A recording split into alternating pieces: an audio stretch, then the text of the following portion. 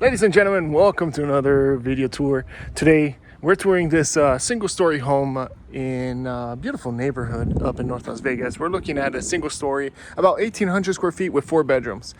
We do have our inspector here. They're taking the inspection on this property because we have one of our lovely buyers that purchased this home, and we're just trying to show around a little bit what it entails to do an inspection, a home inspection on a property, and we're gonna go check it out.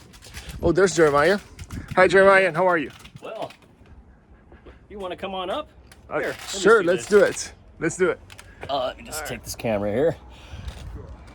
Okay, so I'm Jeremiah with Clear Inspections, and today what we're doing is a basic overview of this home. I wanted to show you when we inspect roofs, gotta look for flashing. Sometimes this gets flipped up from the wind. This appears to be in decent shape, but also when you take a look at, you see this flashing here, it's supposed to be folded all the way into the vent pipe. And when there's a little bit of a gap like this, sometimes moisture can get right into the seam there and leak down the drain pipe, which is not usually a major issue. Let's go over another flashing issue over here. Yeah, see this right here, this is called mastic. It's a tar-like substance and it seals these tile joints, and sometimes this gets cracked over time, so I recommend resealing this. Another thing I look out for is drainage. See that right there? So you have this tree overhanging the roof and its foliage gets clogged up in this drainage channel, and sometimes that can back up and cause leaks onto the roof. Let's take a look here. Now, while I'm up here, what I'm doing is I'm looking for cracked and broken tiles. Okay, you guys see anything? No? Ah, there we go. Okay. Cracked tile there. Cracked tile there. Looks like there's a broken tile right there. Now, overall, this roof is in pretty decent shape. Okay. Not bad. Oh, let's go back down and see Jack. Okay. Here we go. You should take over for me.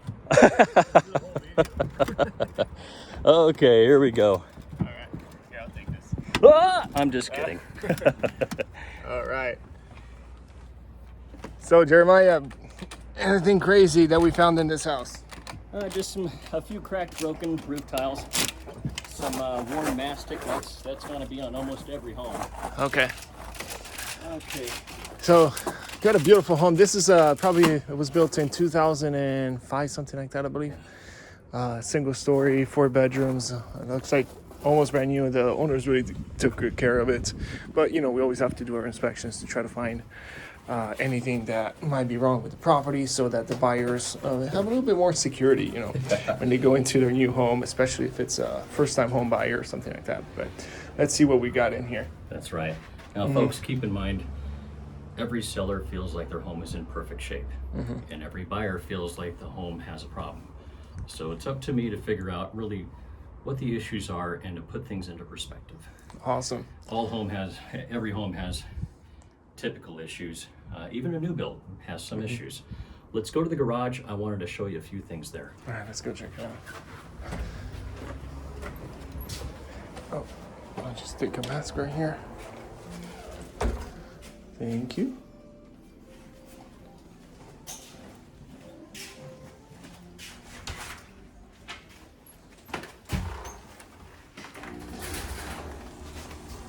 Thank you.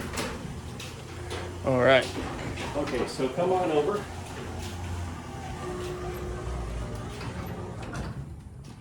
Now, what would you call this? Water softener? So a water softener removes hardness from the water. I'm going to show you if this actually is removing hardness from the water or if it's just a water conditioner. A water conditioner is designed to remove chlorine. It has carbon inside of here to be able to attract chlorine and prevent that from going through your plumbing. Water softener is a completely different thing. So after we run this water test, I'm going to explain a little bit more. But over here, main water shutoff. When you go out on vacation, it's a good idea to shut your water off, even if it's only for a few days. If you shut your water off, okay, oh, I thought you were gonna get like a reflection view of me talking, like a fun house. Okay, so when you go on vacation for a few days, if you shut your water off, then I'm sure that you've probably heard that nightmare stories about coming home from a beautiful vacation, all relaxed, and then your home is flooded. So to prevent that, shut your water off. What I also do at my house is I put a moisture sensor, a battery operated moisture sensor, and I put that near my water softeners, as well as this, so that I know that if there's a leak, it'll notify me, and I can also connect it to Alexa or any other automation system. If you wanted to zoom in here, see how there's a little bit of this mineral deposit. Not necessarily a lot of moisture present, but it's a microscopic leak that's coming from this connection. And there's a few of them like that, and it's just, these are very normal. I just recommend monitoring it over time to see if you see any leaking. Eventually this may actually drip, but it's not doing that right now. So Jeremiah, what is this for? This is the plumbing for the water softener. What they did, or water conditioner, I believe. What they did is they did a hard line install. Typically a builder, when you're building a home, you gotta pay to get the water softener loop installed that bypasses the exterior hose bibs in the kitchen sink on the cold side, because you don't want to soften that water. But this is a hard line install, meaning that all the water throughout the whole home and exterior is going to go through this system. Is that good for the front landscaping? Well, chlorine's not good for landscaping, so this is a good idea if this is a water conditioner. Okay. Now, I'm not going to be testing, I don't have the equipment to do a thorough water test. I just do a basic water test to see if the water softener is operational. Okay. Okay, over here, this is a GFCI outlet, ground fault circuit interrupter. So just in case you have some Christmas lights plugged in outside and your dog chews through the wire, if that power goes to ground, this is going to sense that and interrupt the circuit. So if you find that your exterior lights don't work, or sometimes your bathroom lights are connected to this outlet as well, you come out here and reset it. But if it doesn't reset, keeps tripping, there's a ground fault somewhere that you got to get checked out. I just had my bathroom lights go off, and I just went to the garage and reset the plug, and it worked. And it stayed reset, right? Yep, it stayed. Yeah. Sometimes certain conditions, hair dryers and whatnot, can create false ground faults. So that's what will sense this. But if it does keep tripping, then you know that there's something continually going on. Okay, it says do not use refrigerators or freezers. Is there a reason why? That's what. Well, because this can accidentally trip and ruin all your meat. I see. Okay. Water heater is functional. There's a few things I'll cover with that. Let me see this. Looks pretty new, right? This right here.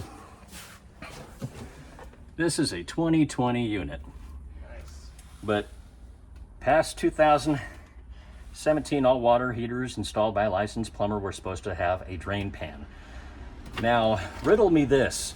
What is the point of having a drain pan if there's no drain line routing to the exterior? This is still going to end up damaging the pedestal. So I recommend routing a line at least to the garage floor, ideally to the exterior. Okay, so let's get you back to Jack here. Okay, now we're gonna go to actually, let's do that water test. Just to finish off that point. Sure. It's gonna get a test kit here. Okay. All right.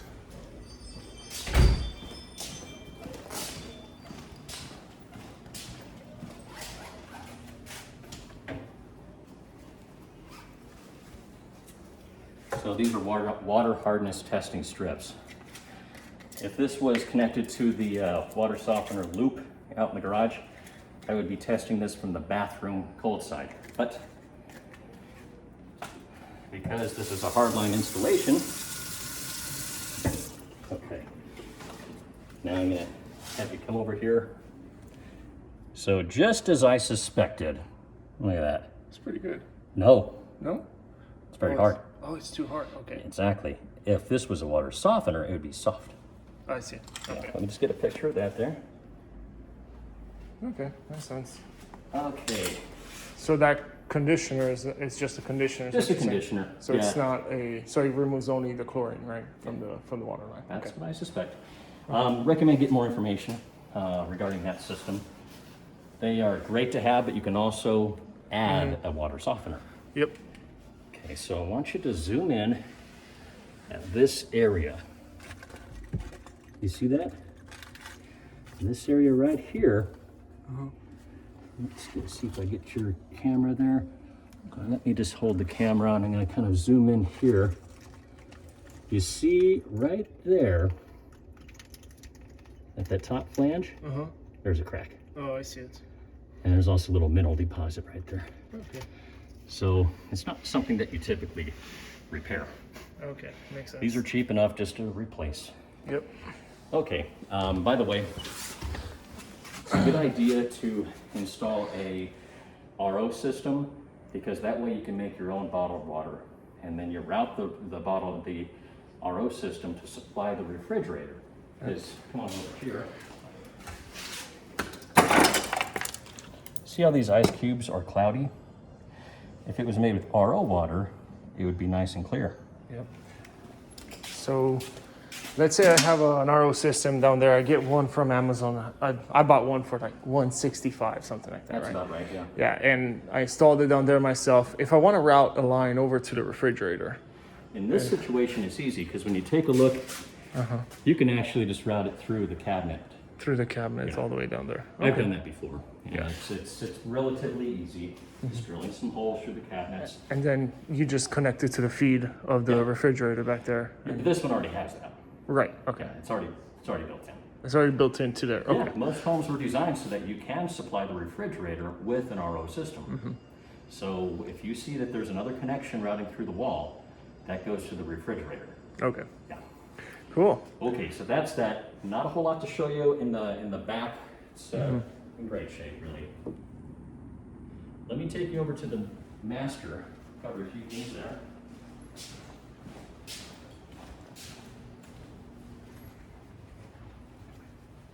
I don't know if you wanted to zoom through the master. There's nothing real major here. Looks great. Of the vaulted ceilings. All right, so. Okay. So with the master, there's no real major issues, but I wanted to recommend that underneath all of your sinks, it's a good idea to put plastic trays with those moisture sensors that I've been talking about. That way, when there's a leak, all you got to do is, your moisture sensor will let you know, and then you can do something about it. But if you have so much stuff packed in here, you won't know if there's a leak until you smell it. Interesting. Yeah. So, was there anything here that we found out? Or? No. Nothing crazy. Okay. Yeah, it's fine over here. You have two attic access. Accesses.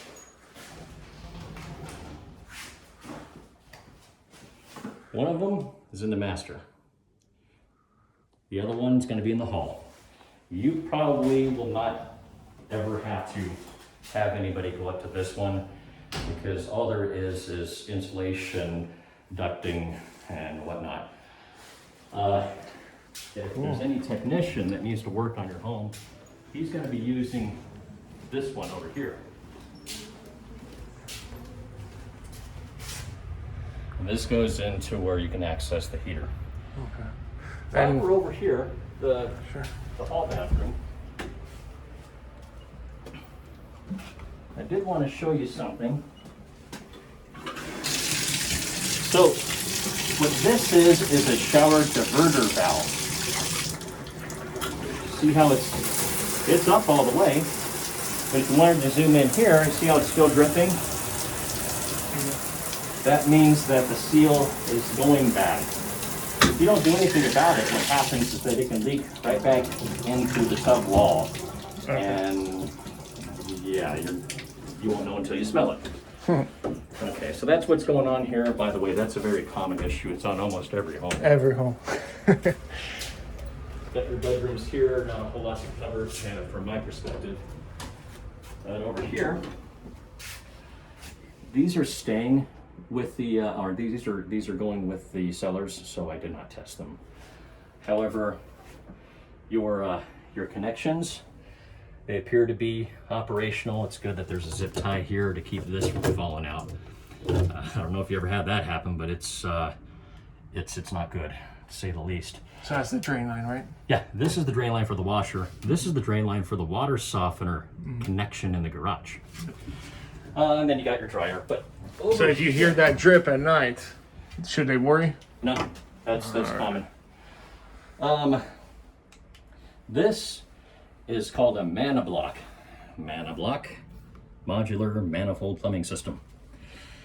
What's really cool about these is you can shut each valve, cold and hot, to each fixture individually. So let's say you had a leak in the, let's say the kitchen cold side. We go over to the kitchen cold side, kitchen sink cold. You can just shut that one off without having to shut all the water off in your house at the garage. Yes. The other part, yep, over here. So you see how there's a little bit of moisture. It's the same thing that we saw in the garage. That's kitchen sink cold. It's the same thing. There's no evident leaking going on, but nonetheless, it's a good idea to monitor that for issues. Okay. So there you go. And when I say monitor it for issues, I mean make a habit out of opening this up and looking at all the connections periodically. It's just a recommendation, and that'll keep you ahead of the game. So once again, when you have plumbing in the walls, you won't know if there's a leak until you smell it.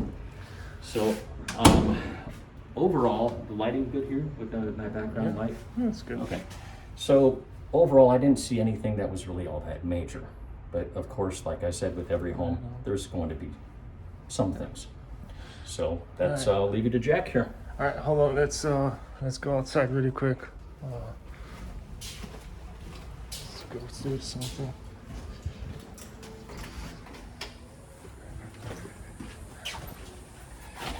So Jeremiah, pretty much, thank you so much, first of all, for getting into the video and helping out a buyer, you know, with this home inspection. We appreciate it a lot. Yeah, no problem. How can people reach you for a home inspection? If somebody's looking to do a home inspection of their house, maybe they just got it under contract, or maybe, I don't know, it's new construction or something, they're going to get it done pretty soon. How can they reach you? Well, let me go ahead and get you a card there. Let's see here. I guess it'd be this way, yeah. For your inspection, you can stop the video right there and you can get the phone number, and that's their website, clearinspectionslv.com. Yeah. That way, if you need a home inspection, I really recommend Jeremiah. He's very thorough with all his inspections and really does a really good job. We've been lucky lately, huh? Not really many things to... and you're right. It is luck, because even in a home that appears to be in perfect shape and everybody's saying that there's nothing wrong with it, the only way to find out for sure is just to get an inspection. It's worth it. Just let's say it's a $400, $500 inspection, that can save you thousands in the long run. Hey Jeremiah, why would you do a lot of people say, why would you do a home inspection on a new construction home, you know? Because they say, hey, it's a new home, it's got the warranty, why care? Okay, builders are mainly interested in closing. They are going to do everything they can to get to that finish line. And in fact, if you look at your contract, a lot of times it says nearly nothing can stop that closing date from occurring. That being said, everybody's in a big rush, and I don't know if you've ever seen these building sites. I mean, you already know the answer to the question you asked, but I'm telling these guys that if you ever went to a building site, you'd see how rushed these guys are. And maybe how, well, without, I don't want to have to say anything too derogatory, but the sobriety level may not always be perfect. Yeah. I once had on my house, they buried a condensation line of my AC unit into the walls. They buried it in the wall. They buried it into it. I didn't know. They didn't make it go through with an elbow. I know, like, it broke off at some point during the construction, and they just buried it into the, what's it called? Stucco. Insulation. Insulation. And they lost it, and then they just drywalled over it. That's like a nightmare, because Guess what happened after a year? I realized that there was some kind of smell mold Yep. or something, That's and the right. paint from the bathroom, which is where it was, started peeling off of the wall. Looked like it was sagging, like melting. Guess what? They did not do an inspection on the property. So you've learned from Yep. you. That was after I always a suggest year. it. I always suggest it. That Okay, was now- like after a year that it actually closed on the house. That's too bad because what happens is that you have a 1-year builder's warranty, and a lot of times. Oh, they ended up fixing it They did? anyway. That's really because decent of that was just messed up if they didn't. Yeah. Very good. Well, folks, you're not always going to have that kind of luck. Sometimes it's they're very hard about this, and if it's after the year, then it's on you. So it's just in your best interest to get a home inspection. I actually do 4 different types of home inspections for a new build. One is before the slab's even poured. I take a look at the grid of the post-tension cables. These are just cables that are tightened after the concrete's been cured. The positioning of the drain lines. There's a lot of things to look at before the foundation's even poured. After that, I can do a pre-drywall inspection. That's the only time you get a look at a home without the walls in place, so you can actually see the structure, the electrical wiring, plumbing, and whatnot. I've called out things like you know how you have a stairway landing stairway, where the stairway landing wasn't really supported. So over time, people stomping down on that landing can make that loose over time, and it's, according to what I saw, it could just cave in because it was held onto the outside wall by nothing but a few nails. Yeah. Things like that. And then of course the pre-closing inspection. That's when the home is ready to be sold. And then a 1-year inspection just before that year's up.